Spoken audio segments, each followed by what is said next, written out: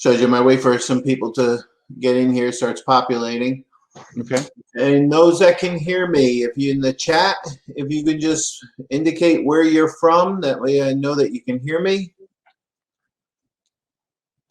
It means we have people in here too. I don't see anybody yet. Where are you from, Jim? At least I know from you. Where from? That's a great question. There we go. That's a great answer. That's a great question. Okay, that's what that. I would say that I've spent about 30% of my life in New York, 30% in New Jersey, and the rest kind of spread around all over the place. Okay. So I'm actually from New York. I'm from Staten Island, New York. That's Staten Island, New Jersey. Staten Island, New York, man. The fifth borough. But they're closer to Jersey than they are New York, right? You know, I from where I lived, I used to be able to see both Bayonne and Manhattan. So, you know, and when you're looking at it, you're like, that's not a good representation, Bayonne. So I'm going to stick with New York. All right. So we got people. Thank you very much for everybody indicating where you're from. I want to welcome everybody today. As everybody knows that has attended in the past, you've entered into the chat area where you're from. And if you have any questions throughout the session, please enter that in the Q&A. That's where we will be monitoring. The chat, occasionally we'll look at, but I don't look there as much for questions. So if you have any questions, please enter in the Q&A. As many of you know that have been on these sessions in the past, we will have 4 polling questions. You have to answer at least 3 to get CPE for those that need CPE. And that's pretty much my housekeeping items. Wow, that was a quick one today. So today's a interesting topic, and I say interesting because I'm hearing so much about it, as I think everybody else is. Today we'll be talking about cybersecurity and understanding the risks and taking action to protect your business. Before I give a little bit of discussion on the topic, let me give an introduction. Our speaker today is James Montoli. He's Vice President of Data Privacy Investigations and Security for Porzio, Bromberg, and Newman. Jim has had more than 25 years of experience in the United States Secret Service. So he knows a lot about everybody that's on this call, I believe. Anyway, it's impressive. As the former special agent in charge of the Newark Field Office of the United States Secret Service, he leverages his experience to counsel and advise clients on matters of information of security, data privacy, physical security, school safety, interesting, internal corporate investigations, incident responses management, and other compliance-related matters. And for one other little piece of background is Jim worked at Sobel & Company for a little while, and he came to us, and it wasn't a real long time ago, but when he came to us, he's like, I want to talk about this cyber stuff. And we're like, you're talking about all this stuff, you're just trying to get us scared. And this wasn't a real long time ago, Jim. And that was the mentality. In the 80s, we all had this fear, 60s, 70s, 80s, we all had the fear of the Russians and the Cold War, and then it kind of calmed down. And now all of a sudden we're hearing about the Russians and the cyber attacks and everything. And you kept sitting here saying, yeah, listen, I was Secret Service. I know I was in Germany and all other areas. I know about threats, but I know a lot about other different types of threats. And you talk about cybersecurity, and we're like, stop with that. You're so silly. We're not going to talk about that type of stuff. You have to have guns and everything. And you're like, no, the guns are here. That's where they're going to be. And so we, heard you, and I hear what's going on, and I hear about the threats over and over and over, and I hear about a lot of attacks more and more, including a relative of mine who works for a very large company. And they deal with clients, and for 6 weeks, they couldn't access their data. Mm-hmm. So now the clients are concerned that the data has been compromised, and now they're potentially losing clients. So you hear about it more and more. And even down to a nonprofit that I'm involved with that got hit. And so everybody thinks that it's, the Russians, and it's coming from the outside, or some person sitting in his basement with nothing to do. But a lot of the threats, I think, are also coming from internal too. And that's where I think people are going to forget to look at. So I Yeah. appreciate that introduction for Yeah, you. it's Brad, thank you. It's a pleasure. And so everybody knows I work for Porzio Compliance Services. I'm neither an accountant nor an attorney, but I've had the pleasure of working with accountants and attorneys, both at Sobel Porzio, and then I, of course, work with other attorneys and other firms as well. The year of 2020, I like to call it the year of the fraud. It was just unprecedented, the amount of information that was leveraged and stolen. As we changed the way we worked and and how we worked and where we worked from. So I really think that for us, at Porzio, and you mentioned we do a number of things: physical security, digital security, and investigations. We really saw a shift last March of the type of work that we were getting, and it resembled some of the work that we did at Sobel, honestly, and that was these insider threats, right? And because folks weren't so concerned about doing vulnerability assessments, data privacy assessments, and compliance, a lot of the regulatory guidelines, especially for like the California Consumer Privacy Act, were pushed back a number of months from implementation because of COVID.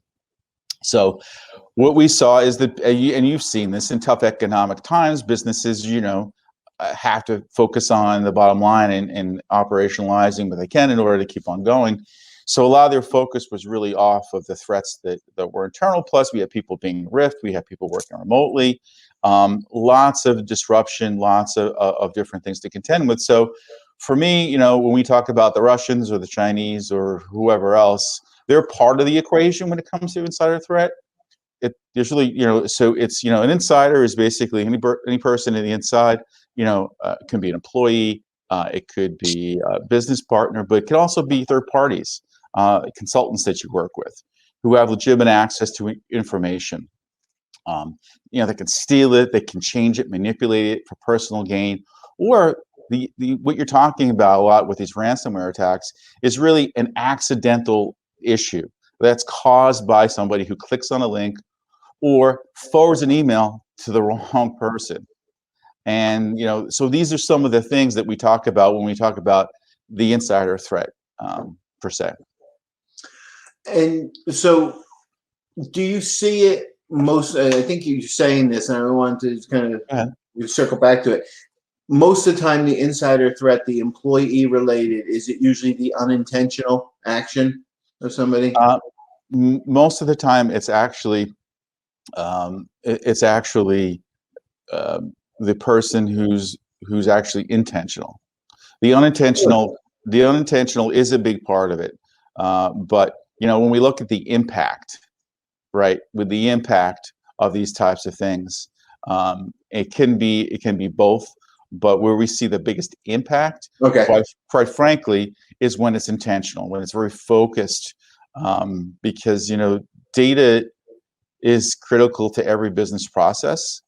And imagine if a person who acts maliciously had access to all the financial data of your company, right, of all the employee data of your company, knew where it was, knew how to access it, and intentionally, over time or initially decide to steal it and to take it or to use it for some reason. Yeah, there's unintentional exposures, and the ransomware issue was the clicking on a malicious link causing an entire situation that you don't have access to your data is part of it as well. But I think that when we look at some of the statistics, Verizon data breach report is probably the seminal report for any type of incidents. They said that 22% of all cyber incidents for 2020 to 2021, 22% of those incidents were caused by insiders. And there's another report by Cyber Insider that suggests that like 50% increase in insider threats over the last year. So, those statistics, you usually have to comb through them, but at some point, this has been an impact, and I see it, like you said, anecdotally and through the work that we do. Yeah, and so I had a feeling that you were going to say is that, yeah, there's probably a lot of unintentional, but the unintentional aren't as damaging in each instance, Whereas the intentionals, to your point, is they're targeting a certain area. That's why it becomes more expensive. Right, and I think it, each one of them are equally difficult to deal with, right? When you're dealing with an employee that may have stolen a bunch of information, and now you're in some sort of situation where you're negotiating some sort of a severance package because it was, some sort of personnel action, right? Those are tricky, difficult situations. When you're negotiating with somebody who's a cyber threat actor and they're trying to negotiate Bitcoin, possibly to pay a ransomware in order to get your information back, it really depends a lot of it on the type of information that's stolen, and to the extent that it's going to cause you time and money to get that information back, or to be able to to end the situation and continue to do what businesses should be doing, which is serving their clients, not putting up fires and problems. And I think that's the point of this, is that we can talk about some of these risks and some of the cases that we've seen and we've worked over the last few years, but it really comes down to a time and money situation. And and that's, as you know, professional services, attorneys, accountants, security professionals, you get called in when there's a problem. And you would rather be called in when someone asks you, hey, look, how can we prevent a problem? What are some best policies and practices? How can we get ahead of this? Right? And that doesn't happen very often, it seems, in my business. Yeah, and we'll get to some of those best practices and some common threats in a little bit, but let me put out a polling, because I'm sure some people are getting very antsy. I'm surprised that they haven't reached out to Colleen yet. So if you can respond to the first poll, have you been affected by a cyber attack? And we only have one answer so far. It says, I don't use computers. Yeah. Perfect. That's exactly what we want. Stop. Low tech solution to a high tech problem. The only problem, if we lived in that world, we have 80 people watching this. We'd have 80 people at your house, and I think Massachusetts is not allowing 80 people in a house right now. So I'm not from New Jersey, only from New England. Oh, right. Go Sox. Yeah, because once you cross the Connecticut border, you're out of line. Yeah, those restrictions made it very difficult during COVID, right? But I believe it. Yeah, and how do you enforce that? But what's interesting, have you been affected by cyber attack? I don't have the numbers, but 31% are saying yes. That's scary. 10% saying not sure, and 57% are saying no. 2% say I don't use computer, but again, I don't know the number. So that 31% is scary.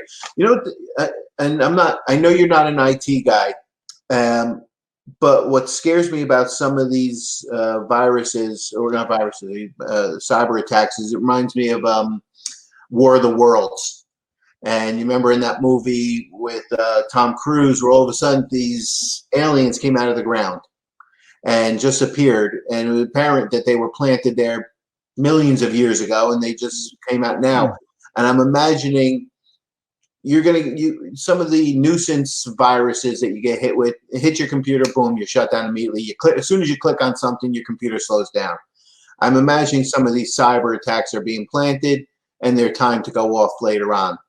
Yeah, I think the usual methodology that I think it's well documented is that they gain access, right, and then they see where they can go in that environment. So maybe they gain access to your credentials, and they start logging in, and they try to see what type of privileges you have as a user. And we can talk about that. This is a perfect segue into one of the cases that we worked, right?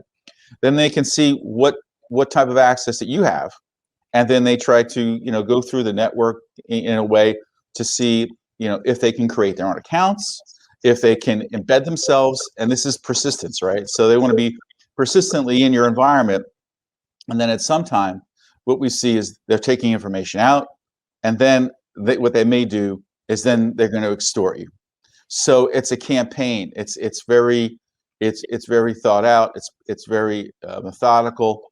And you've heard of a 0 day. Well, that's from the time that these vulnerabilities exist, and it takes a long time to patch those vulnerabilities for organizations like Microsoft, or to understand them, to put the patches out, to implement those patches. So to your extent, yes. I don't want to scare people, but it can be like that in a lot of instances, Brad, but also it's because, someone lets them in the door, Hmm. and so one of the risks that that I've seen, and I kind of qualify them in a few different categories, I'll call it is IT as a risk, right? So in particular, what happens is, and one of the matters we worked, the users had authority to forward their emails outside the organization, right? And so that's a setting that is implemented in, I believe it was Outlook. Well, what happened is they clicked on a link, someone got their credentials and started forwarding information, right, from their email account to a third party, right, out to the threat actor. So there was almost 100,000 emails that were sent out to a third party who was the criminal, right? So what type of information they were looking for? This was a chemical company. There was lots of things. There's intellectual property, right? Contract negotiations, right? And then there's also personally identifiable information, right? Name, social security number, date of birth, maybe passwords, usernames, blah, blah, blah. So we had 100,000 emails that were sent out. Now we got to figure out what type of information it was, right? And did that information, when it left, did it violate any data privacy regulations within the US and outside? That's a lot of work. It's like, think about it, it's like an e-discovery matter, really, at some point. So we had to work with a firm that basically had to aggregate all that information, cull through it, and basically parse it in a way that we could figure out what type of information was stolen, so we could figure out what type of reporting requirements there were, right? And that just happened because someone clicked on an email and there was an administrative privilege that was given to the user that shouldn't have been given, that was turned off by the IT person. And that's just kind of one instance, as IT is a risk. The other one is just another case that we worked where the username and password, the password was like 3 characters. Kind of easy to guess. So there's some of these are very basic types of things that, of good cyber hygiene or just oversight. Again, that can be leveraged by threat actors. You mentioned passwords, and I know that there's a site. IT person told me the site, so I trusted it then because they were an IT person, of how strong is my password, and I forgot what site it was. Right. So I wanted to go use one to check it out, but the last thing I want to do is just put my password in some random website. So strong passwords are getting critical, and it used to be a nuisance, but it's very important now. Go ahead. Still a nuisance. It's still an absolute nuisance. Absolutely. But what you'll see is now you're starting to see financial services in particular, they are using 2-factor authentication more and more and more. And I don't think each of us likes to get beyond a password and have another device that we have to look to punch in another code. It's inconvenient, but I think that in essence, I think that organizations and financial services, in particular healthcare, are going to continue to do this and make it so that you have to have a piece of information to authenticate your identity into an application. But yeah, passwords are a problem. Who's the person behind the machine? It's right. It's the username and password, and still a problem we really haven't wrapped our heads around. But I mean, it is the nuisance, but I think to your point, it's going to be the way of life. It's where it becomes difficult. So when you get timed out, that's where it is. Yeah. Do you think that there are any industries that are specifically at risk that you say? Yeah, I mean, let's start with the value of information, right? So what's the most valuable information, right? Financial data tends still to be the most valuable information. Right? How many false unemployment claims have you had for clients that have been filed over the year, right? How many times has someone's income tax been pre-filed, right? This was a big problem last year. I think it's happening less, but that still happens. So financial data is so important, because you can do so much with it. Healthcare information, also because healthcare information provides a really complete record.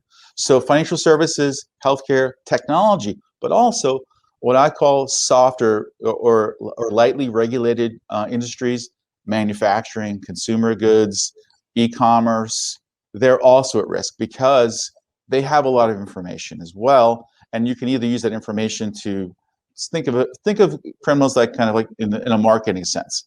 Getting information, right, is valuable because you can use it to do other things, to leverage an attack against somebody, or you can certainly use that information as well to sell it for other people to do that. So it's that information is valuable, and then of course trying to solicit or trying to force a ransomware payment, and this is so these are the types of things. So and I also think it depends on like the mid-market. Are there mid-market financial services businesses? Let's just call banks part of that. Law firms, accounting firms. Yeah, there's lots of standards and that they have to adhere to. But again, I think it's the softer industries, the softer regulated businesses that seem to be a lot more at risk because they don't have those regulations that they have to follow. They're not audited as much and held to a higher standard. So, I mean, one of the people I know that signed up today, one of the clients I work with, they have a storage facility, and I'm not saying they're at their risk, they're not doing anything wrong, but hopefully he's on and he's here, and I'm referencing it because I'm imagining they have people now signing up for units online. So hopefully there's a PCI compliance process through the online portal. But even if people are coming in, I'm sure they're keeping a lot of data, lease data that people are signing. And even just something like that, you're saying not the financial institutions, not the medical establishments that you would think normally people would pick on. Now they're going to the other levels. I mean, the Home Depot got hit. That was a big one. Well, because here's the thing is that, so imagine you're running that storage facility, right? And you don't have access to client data. Or even let's suppose in one instance that you're a manufacturer of plastic for these lovely devices, right? In your CRM, everything's there. What it takes to make that, inventory, client names, billing, all those business processes. We love to integrate these into one, easy application. And we saw this with the Blackbaud attack this year, which really it's a CRM for nonprofits, right? So not only do they can manage all their invoices and their business process, but all their donor information was in there. So you talk about a disruptive attack that also was a reputational problem, right? That's the impact of this. And and so yes, I think that if you look at the business process and how it can impede you from doing your job, plus the regulatory requirements of reporting that. We had a matter in which a former CFO decided to take all the information from this for-profit university, to take that information and just email it to him or herself. Well, you know what? At the end of the day, there was a lot of tax information in there. So W-2s, right? Things like that. Person identifiable information. It was a reportable data breach, right? So these types of things happen, and businesses want to be compliant. They want to do the right thing because it's a reputational issue as well. There's lots of stakeholders. And in the nonprofit world, we've seen this too, where folks are taking information from that nonprofit, putting it on a thumb drive, before they walk out the door. And for what reason? Well, maybe because, again, it's a disgruntled employee. Maybe they feel that there's going to be some employee action against them. And we've been able to take that information, find out what they did, and then our attorneys can sit across the table from them and say, hey, look, we know you want your severance package to be this, but before you do that, we need this data back. We need this information back. And it provides a leverage point. So there's lots of motivations for why people take information. Yes, for financial pieces, right? But also, disgruntled employees could just want to leverage it into something for their benefit, or because they just want to burn the place down before they leave. And I'm laughing, but it's crazy. I thank God I haven't seen one of those yet, but it's gonna happen. And we've even seen situations where folks are running a competing business and they're stealing client lists, and so for their side job, for their own their own businesses. So I mean, it doesn't stop. I mean, I hate this, but this is the type of things that happen, and anybody who's in professional services or in business has seen this at some point in time in their career. Right. So I'm going to put up the next polling question. Is it inconvenient changing your password? Let's see what people say. It's funny. You said about the disgruntled employee and you haven't seen it. So I lived a situation where we had 3 IT people and one person didn't get promoted, and all of a sudden our network went down. And this wasn't Sobel Company. Our network went down and our backup wasn't working for 2 weeks, hadn't been working. They didn't do anything with the backup. We hadn't tested the backup. So we had to recreate our data for 2 weeks. What we found out was person A, who wasn't promoted, who wanted the promotion, went in under person B's login and deleted a file to make the network run. And just, so they could come in and, have their cape on. Oh, save the day. They flew in and said, look what I found. Now I should be promoted. Well, we brought in the outside people. The outside people found it and said, oh, and it was them that did it. I've heard of that before. I have heard of that before. And I think it goes back to those darn passwords, right? Those credentials. Are we sharing them with each other? Right. And that's the other issue. And that's another case another matter that we worked, where they were sharing credentials with each other. And when this one employee was left, we went on that person's laptop and we basically found in Outlook, right, the profile for another person in the company, and they had access to all their email. So it's just, and again, we can talk about some best practices, but these are the types of things. We've even seen cases where somebody will come into a business as a partner and maybe a potential buyer, and they will take control of the IT system. They'll basically lock the person out. They'll have access to QuickBooks, all the types of things that you need, to conduct this business. And now, one person's at a disadvantage, and they feel their business is slipping away. You've seen this before, creating dummy accounts for contractors that don't exist. That's a classic, right? Mm-hmm. Right? Because are we hiring people face to face anymore? I mean, maybe we're getting on Zoom calls, but maybe, how do we know, where the money goes? And we've seen this in audits and other investigations, right? The numbers don't add up. What's happening? Who is this person? So, we've seen that before. We've also seen, employees using other employees' credentials to log in hours for like a third party and for billing. That person's not the company anymore. So it's just, there's so many ways to leverage, access. So one of the things you really have to take a look at, and I know that you guys do this at Sobel, is that you have to look at the type of information you have, what's critical business information, what's regulated information, and figure out who has access to it. All right? Does everybody need access to all the tax records? No, they don't. Right? And those are the types of things that we think about. And the other thing that we've changed, and we do a lot of employee benefit plan audits and over the years, and I do peer reviews, and I see other firms doing this within their work papers on a laptop that they're carrying around with them, is all the Social Security numbers for every participant in the plan. And my one comment, we changed it years ago by us, but one comment I say to the other firms is get those social security numbers out of your computer. It's bad enough you have your own client's information. Now you've got a client that has hundreds of employees and you have all their information. Get that off of there.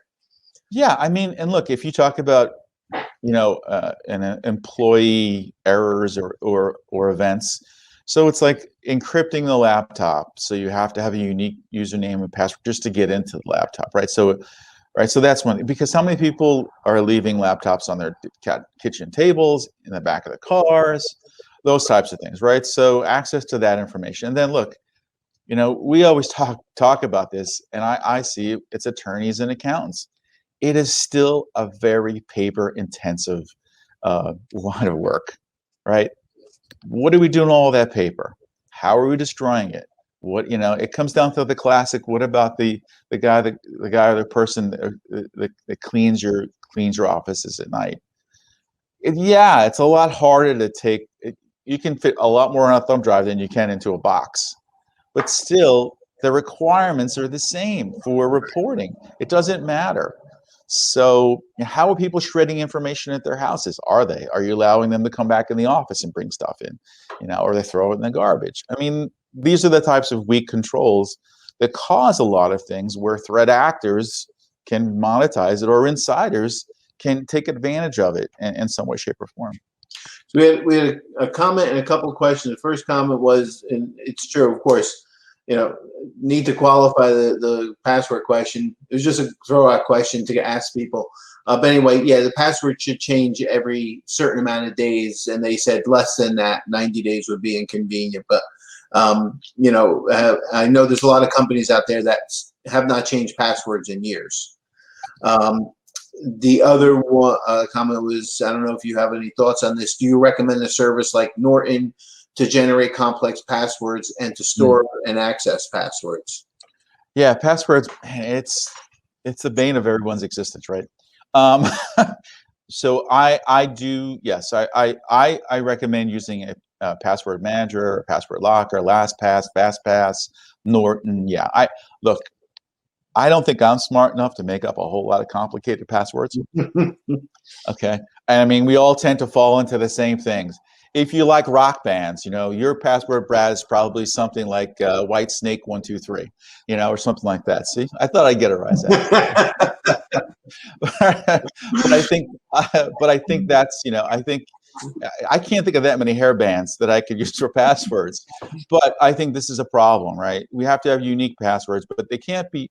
The thing is, if they're overcomplicated, right?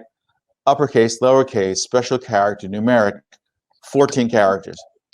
Who can remember that? It has to be written down someplace, right? Or if you have a password manager, it will auto-generate passwords for you based upon complexity, and you can set that. And then you can have one long, strong password that you can remember, right? That you can, if you have to write it down, you can, but you got to store it someplace like your wallet. And then you can log into the password manager, and many password managers now are requiring two-factor authentication. So yeah, I just think it's easier to manage passwords that way.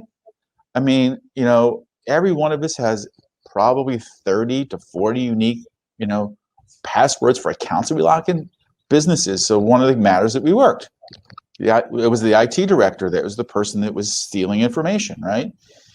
They had, when we went through the engagement, they gave me 3 sheets of passwords that they had, that everybody in the company had. They hadn't changed them in almost a year, but everybody had access to that information. It was probably saved on a laptop, but it was also printed out. So, there's a better way to manage that, unfortunately, because passwords have gotten out of control.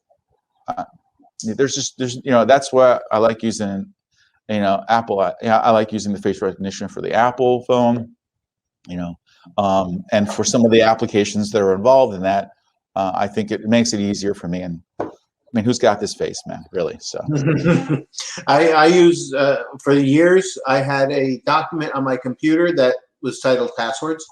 And I said, that's probably not smart. And I went to a password keeper type of thing, and it saved me. It saved me for one main reason. We have to keep changing our passwords now.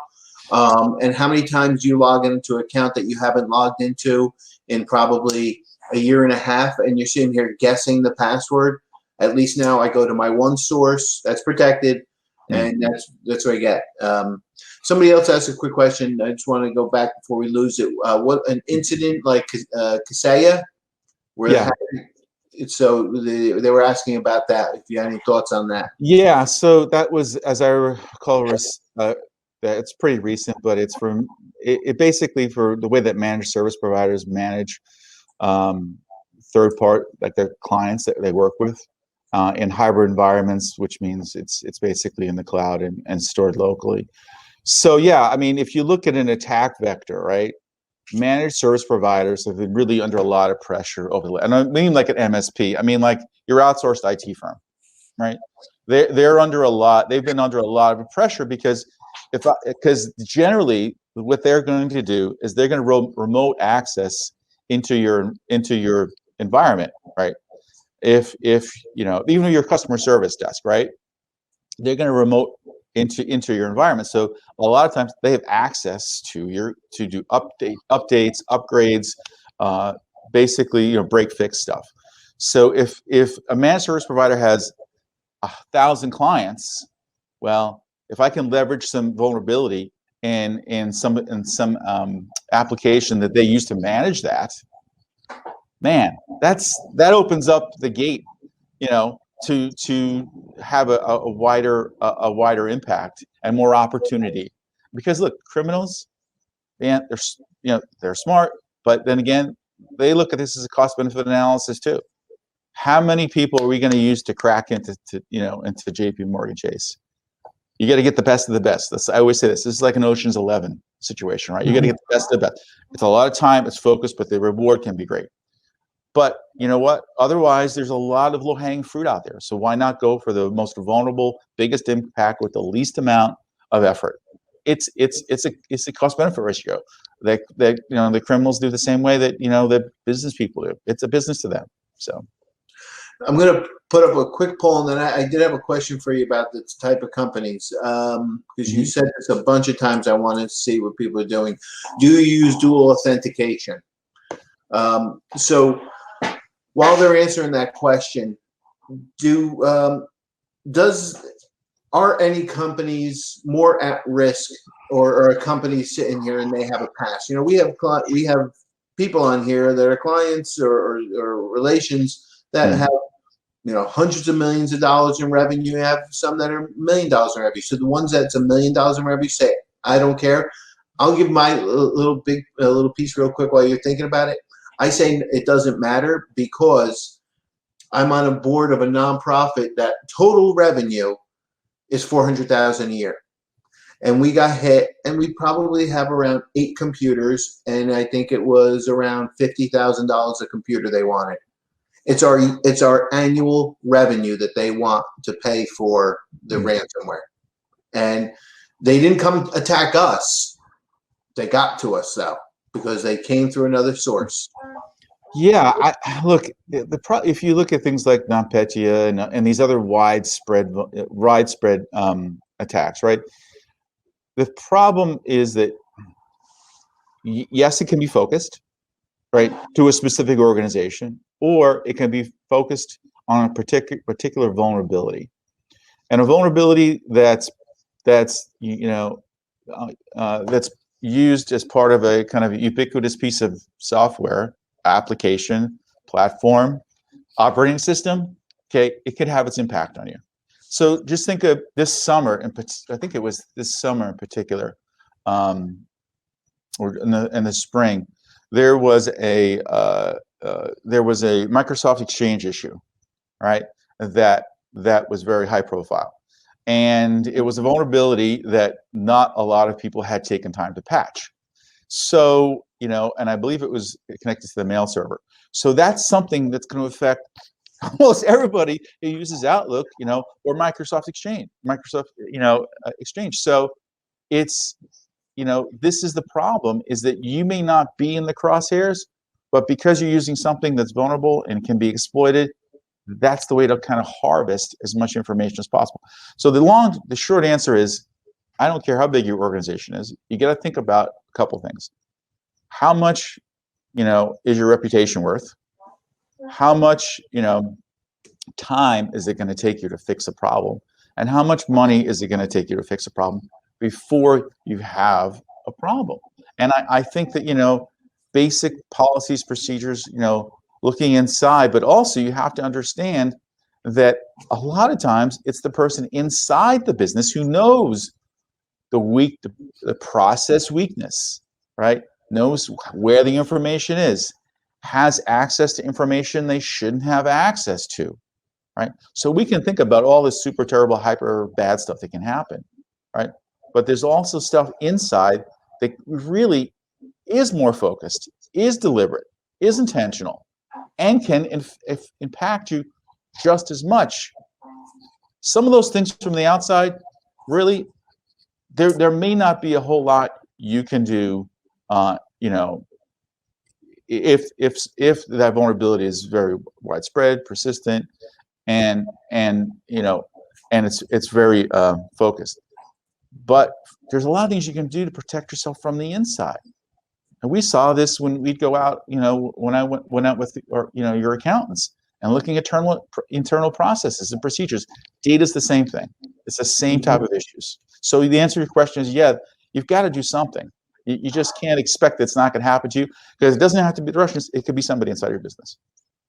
Right. I mean, I believe that there are people that are targeting, as you said, Goldman's, the government, and because that's, they're putting the Ocean's 11 on that.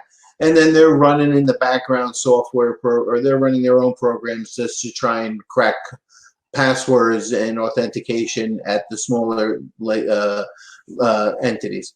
Somebody asked, do you think that law firms, I won't say accounting firms, they put that in there, but do you think that law firms and accounting firms are higher risk?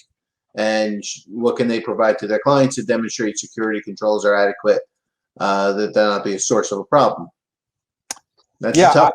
I think professional services firms in general, and I having worked at both, there are standards from the ABA regarding protecting client information, because you're not able to represent them if they lose their data. And then the same thing, I'm sure, what is it, AICPA? Did I remember that? That was pretty good. So yeah, so there's lots of standards as well for you, professional standards that are guidelines, but they're professional standards, right? And then again, but also look at things like title companies. Man, they have a lot of information. I don't know how many people have applied for a mortgage lately, but it is a ton of data that you have to, that's the full package, right? I never even thought of that. Never even thought of that. And with such restrictions now and requirements, right? Getting a mortgage is not as easy as it used to be. I can tell you, it's crazy. So it's pay stubs, accounts, tax returns, whatever. So I think professional services firms that hold financial information, yes, are critical. I think professional services firms that have intellectual property, yes, you can leverage it for various things, right? For business deals and whatnot. I think the way you show that you are serious about this is by having some sort of a process, whether it's a file share or a secure data transfer process. There's lots of solutions out there to do that, right? Instead of emailing me my tax return, God forbid, right? Make me log into a secure portal that your IT director or some IT person has referred to as a secure methodology to do that, right? Yes, it's probably in the cloud, most likely, and it's not on your computers, which means you have to figure out the whole third-party part, but it shows that I'm doing something. Make it difficult for me. Make me have to use a unique, piece of identification to log in. You said time expiration. Don't make that link or that particular file, expire in a year. So I think there are steps, and I think you see this in businesses, and even when we're working matters the matters we tend to have a lot of personally identifiable information or financial information. We use file share. We don't want documents sent on a thumb drive. We don't want documents emailed to us.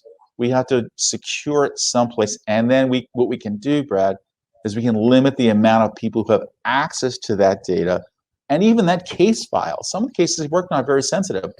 I don't think everybody in my firm should be able to pull that up and read it. I will tell you, you'd be amazed at how many people send me their tax information just via email. It's easy. Yeah. And I will email them a tax return that has, share file, where they have to download it, and then they call me and ask for their password. I say, well, it's your password, I don't have it. And then they say, this is too hard, just email me my tax return. And so people, and then if something happens, we're going to be held at risk for something for that. That's unfortunate that people have that lax attitude. Well, I know there's at least one attorney on the webinar. They can probably give you some language to put in your agreements, and so that you're not responsible. And you see that a lot of times on the bottom of emails, especially from law firms. It'll say, there's various language, but I think you got to protect yourself in a way. It's easy, unfortunately, and just think about this now.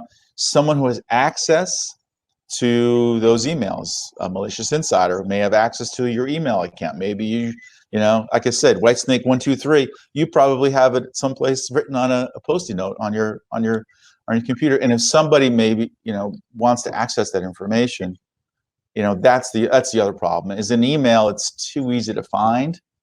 It's not really secure. And again, it's all about access to that data, to that information, to your credentials, to your account that present a problem. If most accounts are telling you to update, I got to be honest. Again, one account I have and I leave it because I just waiting to see if they change it. My password is actually 1234. Now it's a non-account that has no connection to anything, and it's been there a long time. I said, I got to see if they're ever going to make me change this, and they've never made me change it. Surprising. I don't know what account you have that isn't for anything. There's got to be some acts. If you don't have the account, if you have the account, then it has to be some value to you. Nothing really. No, and it's not a bad site. Don't worry, it's none of those. Okay. Well, there's value there. One of the things we do see a lot is the problem. The problem with leveraging information upon an individual against the individual in order to do something is, first of all, there are lots of sites out there that you can see if your credentials have been compromised, right? A lot of businesses do this. It's not very sophisticated, right? But you can see if your password, if your username has been and password have been compromised, right? That's usually part of an assessment that we would do, right? But I'm sure that your IT folks can look up those sites and do that. The second thing is, and some of those are outdated, they may have been changed, but some of them are actually real. The second thing is that all the information that's out there on us about who we are, where we live, documents signed by us, or mortgage or titles or things like that. There's so much information that's aggregated commercially that's available for sale, right? Information we put on our websites about ourselves. Jim and I donate to this, or I'm involved in that. So there's so many other ways to leverage somebody for even social engineering, to call up somebody and social engineer them into giving information. So this is another way that the insiders can be leveraged. I'm sorry that Mr. Muniz is not here today. He is on vacation with his family in Nantucket. Well, great, thank you. That was information that's free information that someone gave away about you. A lot of these attacks happen when people are away, vacations, weekends, holidays. So there's lots of information that's out there about us, but there's also information that we give away, ourselves, stuff we post on Facebook or social media, right? Our date of birth, social security numbers, and addresses, pictures of us, a lot of that information is out there commercially. That doesn't include all the information that's been stolen from us that's out there. So if I want to leverage attack against you, Brad, you know what? It's not that hard if I'm committed to do so. And if I want to, use that against somebody in your organization to have them send me a password, a username, an account number, those are the types of things that can be also done. So it's tricky. Barbara asked the question, is ShareFile really safe? We get emails every week supposedly with a ShareFile attachment that we assume are spam. How do we know if the attachment is real? Yeah, it's just like every other piece of digital information that comes to us. It's a text message that says your Amazon package is on its way. All right. All these malicious links that are sent to us, how do we know if they're authentic or not? And what I would say is it's just like any other solicitation that you get that you weren't expecting. I would call the originator, right, and say, did you meant to send this to me? All right. I mean, and this is, so that's the issue. Is it if I get something on my phone that says, I think there were scams running for whether it was FedEx or UPS or something for a while. I'd go onto my FedEx account and say, this is not right. What am I being sent? Right? They want to make you open something, and this is a perfect way to put payload to intrude or put some malware on your device. It's by having you put a link that you have to press, and then it executes, something, an attack or something else, right? So go to the originator. When I get a phone call from a credit card company or for something else, I usually say, look, you're asking me who I am. You called me. You're supposedly, this institution or this, whatever it is. I'm going to say, look, I'm going to hang up the phone. I'm going to go to my statement, my credit card, and I'm going to call that original information. I don't believe anything that anybody calls me on the phone. I don't take it for granted unless I know the person. I think it's the same thing with emails and these types of things. You need to go back, take a step back, go to the originator and ask them, hey, Brad, did you send me a ShareFile link on for something? I don't know what this matter is. You got to stop, because, fraudsters can make a lot of these things look legitimate, and there's so much of this to look at. How can we differentiate between what's authentic and what's not? It's just too much to process for me, anyway. I mean, and we're all moving 1,000 miles an hour and clicking on buttons all over the place. And I a lot of times I will circle back to a client if I get an email and all of a sudden it has an attachment on it, and I'll just respond back to them or send them a separate email saying, did you send me something I should be opening? Think about this one too, changing accounts. Don't, I want my return to go to this account, or you can, my fees or the rebate or the refund for my fees should go to this account instead of that account. Okay, well, we've seen instances where clients' emails have been compromised, and then we're sending money to a threat actor instead of the client. And the client has, again, it's the forwarding email situation.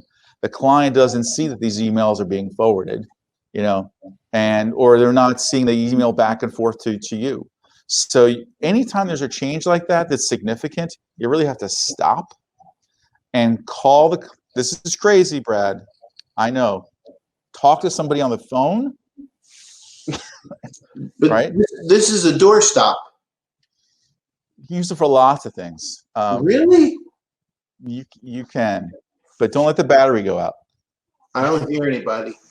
Yeah, Yeah, no, you're absolutely right. It's because as I said, especially since we've gone to this remote work environment, the number of emails that are coming in on a daily basis, and people are just clicking to move along.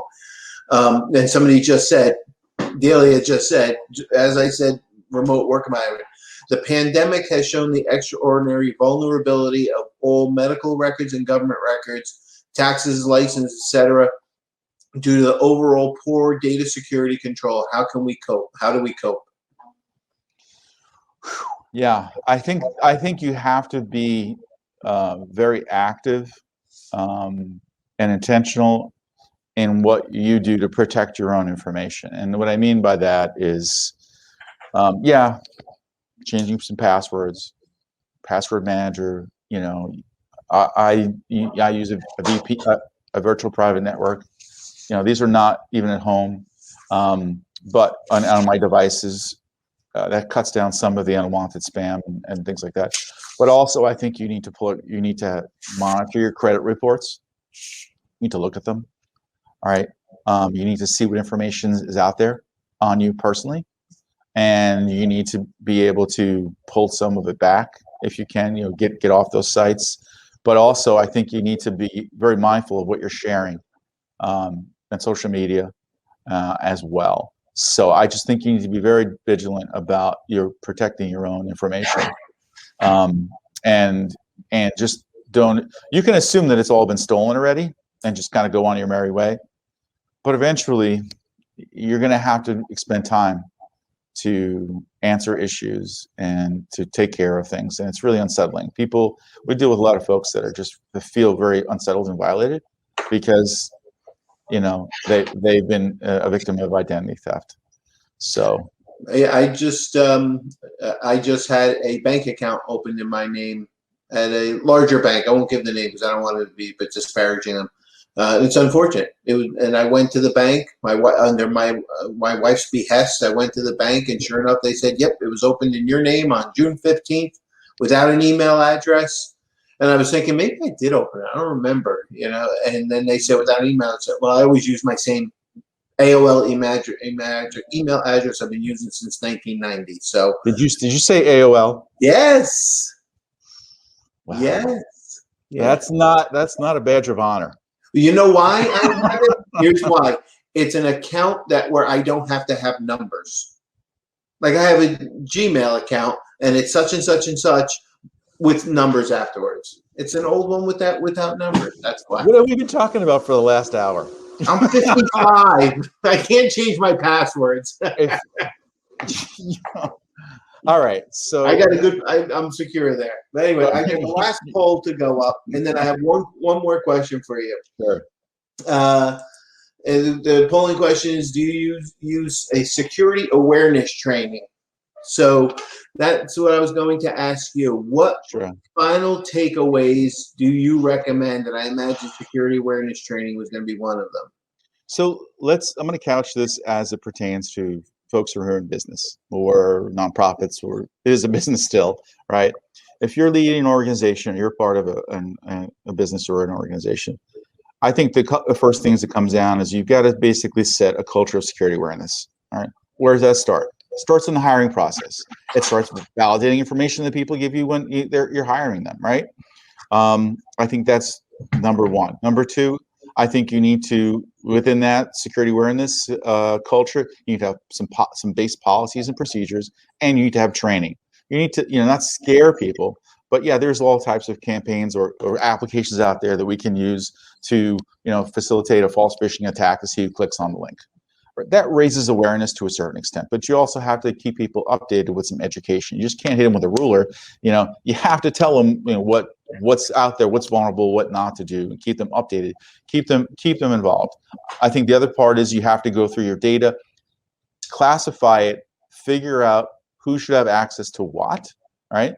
And then I think you also need to go back and do, reviews, vulnerability assessments of your entire network, and make sure that you can take care of some of the easy vulnerabilities, some of the low-hanging fruit. But also, part of that really is like when someone leaves the organization, you have to deactivate their email account. We see a lot of email accounts that are just never deactivated, right? And then I think you need to look at kind of like an audit function, but you also need to set up rules in place to look at, some of the data that's being sent out on emails. When's it being sent out? Some of the activity of users that's happening off hours, on weekends. Busy season, you guys are working 24/7. Not so much July, August, right? I mean, things are slower, and you see what kind of information is going out. And I think also this falls into the accounting part of this, but I think you need to look at some financial audits. Do the books work, or things just are meshing up, right? Are they not? And that's usually you catch things, because the thing I like working with accountants is that they always knew when the numbers didn't make sense. It just didn't work, and that was a red flag. And that usually led us down a trail where, okay, we got other problems here. It led to a trail that some sort of information technology or application or information itself was manipulated. A spreadsheet tried to be manipulated by somebody in order to show these payments to fictitious third parties. It's data. It's still the insider. It's data, right? And it's being manipulated. But those red flags, you got to trust your gut on this stuff. And I think security awareness is important, but it has to have oversight, monitoring. It's got to be a continual thing. It's just not like a fire drill. Do it once and forget about it. You have to be vigilant about it and understand there's lots of threats. Some you can handle, some you can probably get in front of on the insider threat piece, and some on the outsider threat that you have to seek professional help if you can't do it yourself. And make yourself stronger, faster, able to leap tall buildings in a single bound. But really, it's the story of two bears. You guys have heard me say this a lot of times. I don't have to be faster than you, Brad. I don't have to be faster than Bear. I just have to be faster than you. If you're weaker, you're going to be attacked, right? So take care of some of these common vulnerabilities that will make you less likely to be hacked. But then in final, understand that you have to have backups, like you said before, to be more resilient, because you will have an incident.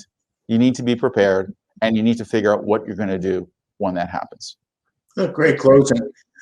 Somebody put up a site, I don't know if you ever heard of it, cyber.newjersey.gov. Yes, they are terrific. NJKIC, New Jersey Cyber Communications Integration Cell, they've got some great stuff on there. Mike Airy does a fantastic job, and that's where I go for my information. It talks just not about cyber stuff, but scams. It's terrific. They've done a great job. I didn't want to click on it because I thought it was going to be a cyber attack, you see? That's why I asked you. Now I figure I could trust it. It was in the chat. Well, that's kind of a very focused leverage attack, Brad. But since you're using AOL, I don't think we have to get that difficult. I got Gmail. I got everything. The bank account thing actually worries me because that is very unusual. I'm just saying. Yeah. No. And well, the thing is, when I went in there was another couple sitting there with the same envelope I had. Boy, yep. That's so good. Scary, that's tough. right? That is scary. That's tough. That would unhinge me. Absolutely. So that means that they had my driver's license number and my social security number. But the amazing thing is that I thought banks still require people to physically go in. Oh no, that's what activated the account. They said. So they mailed me the checks, but to activate the account, I had to go in. Okay, good. Yeah. See, this is a fail-safe where I call this low-tech solution to a high-tech problem. It's still a face-to-face thing. You've got to put that in your process. Unfortunately, as it's like a speed bump. Yeah. Yeah. No. And there was another couple there, and of course, and then I went on Experian, put a block on my stuff. So. Delia asked if I could repeat that. It's cyber.newjersey.gov. Yeah, New Jersey KIC and NJCIC, I believe. New Jersey Cybersecurity Communications Integration Cell. It's a great one-stop resource, honestly. And I'll ask one last question that Tom had, because we're after 9:30. What should you be doing for home security with IoT, wireless, EC, etc.? Wow. So it's like the next hour. I'd be very careful about using those home assistants or any type of device that can listen to you actively or passively. I choose to use a VPN, a virtual private network, and they really don't show where I am to the outside world, so that gives me a little bit of protection, and it also helps my devices not to get constantly pinged when I go into an area code, and I'm starting to get these phone calls from robocallers from that area code. So I think that's a good step. I also think password manager, and I think like Brad said, monitoring your data, so it's monitoring your data, virtual private network, updating your passwords, and just being careful about the information you share with unsolicited requests. Well, Jim, I appreciate all the information you gave us. Sure. I recommend anybody, if you have some of these data security, cyber information, reach out to Jim. I worked with him years ago, and I always thought he had a wealth of information in this area. Scared the heck out of me. Always did. I mean, I asked you to go to lunch, and you said, I don't know if that's cyber safe, and I wouldn't eat lunch then. was nerve-wracking. No, he has a lot of great information, and and it's very sensible. He'll say, here's the complete threat, but you have to live your life still too. So, so thank you very much. I want to thank everybody for attending, and watch for our other series. And Jim, I hope to see you on another session in the future. Thank you for the opportunity. It's always a pleasure. Take care. Have a good one.